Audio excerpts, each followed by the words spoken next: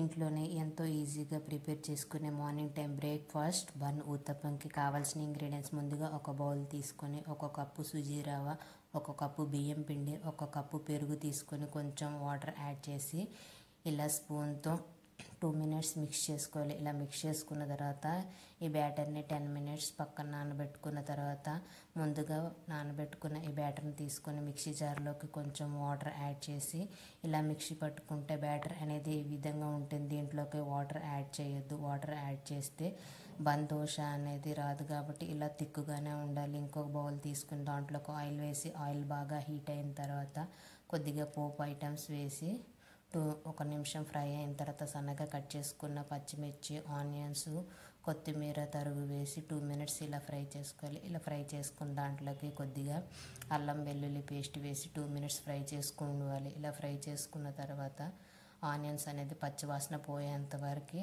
1 minute ఇలా fry చేసుకొని మనం ముందుగా ప్రిపేర్ చేసుకున్న దోశ బ్యాటర్ని తీసుకొని ఈ కన్సిస్టెన్సీని దాంట్లోకి యాడ్ చేసి దాంట్లో కొద్దిగా సాల్ట్, వంట సోడా వేసి దోశ అనేది ఫ్లఫీగా రావాలి కాబట్టి ఇలా బాగా మిక్స్ చేసుకోవాలి.